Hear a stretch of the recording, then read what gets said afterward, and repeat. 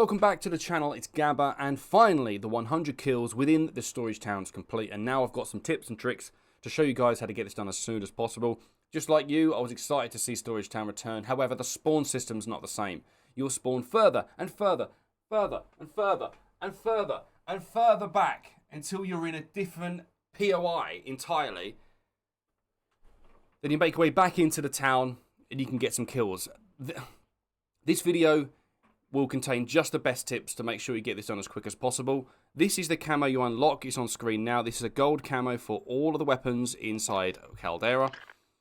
Here it is under camouflage. It has its own event camouflage. Here it is.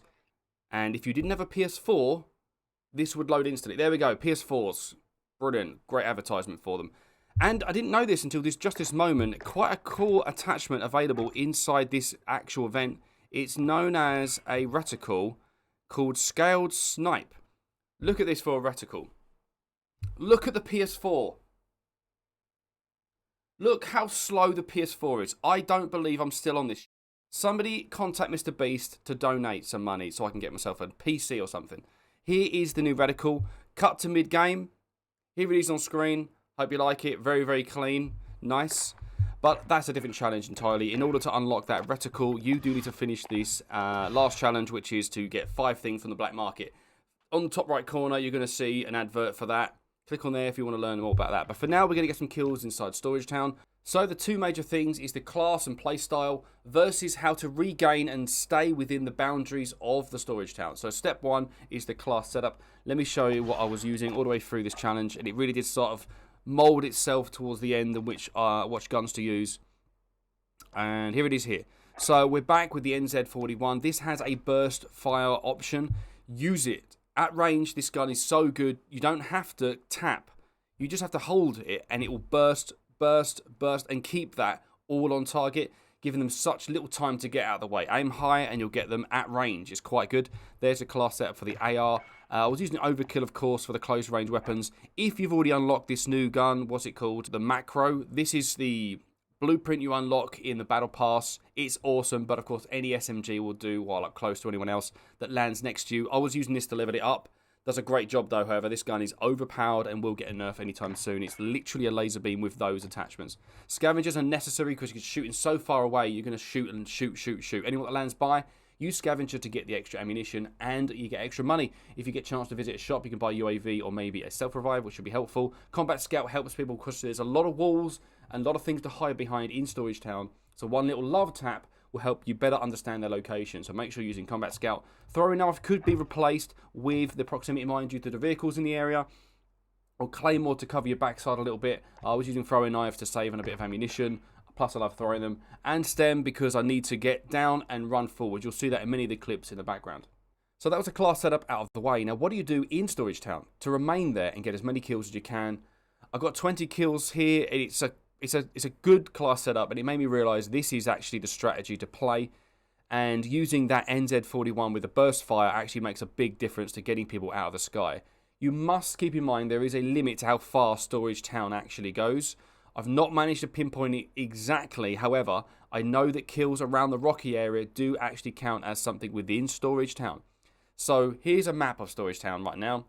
If you get killed where you're standing right there, so just here, if you die here by someone there, you're going to spawn a full Storage Town to the west. It's quite annoying, meaning you respawn further and further away. It's a bit of a loop at that point. You want to be as far inside Storage Town as you can get. However, I got most of my kills while staying on the border on this bottom left corner. Standing here on the boundary right there, you can of course mount against the wall if necessary. Using the burst fire to take people out at spawn. Now, you don't want to kill them too far away. They will not count. They have to pretty much be in line with this big rock here. Just about to spawn, you spray them really high. They've got so little chance to get out of the way. You're going to burst, burst, burst and get loads and loads of kills. Remember, holding just your fire button will continuously fire this burst rifle and keep recentering after 3 bullets.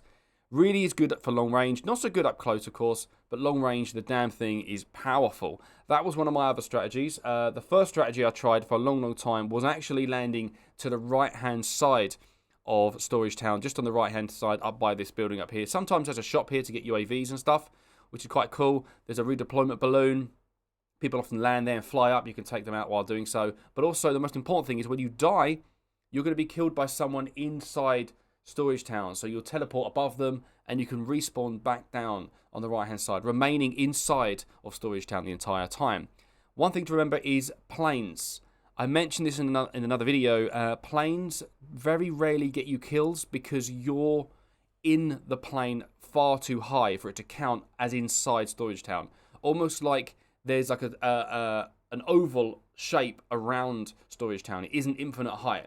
So sniping out of a helicopter is unlikely to count. You need to be down on the ground inside Storage Town for it to count as a kill within those boundaries.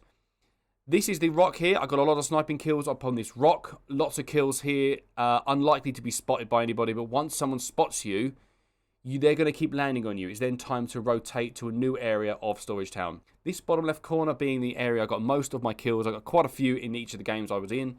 Once people they catch on to this, they'll see the kill cams and want to come back for you. It's just natural. You'd do the same, wouldn't you?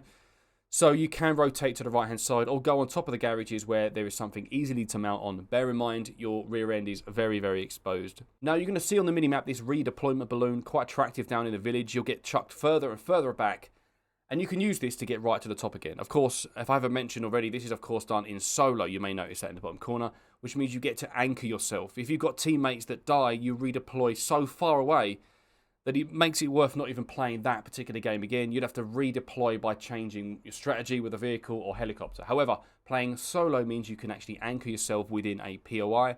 The downside to it is Storage Town is so high up that you'll spawn on a high level backwards, so you don't get time to fly in and land. So you have to use redeployment balloons to get around.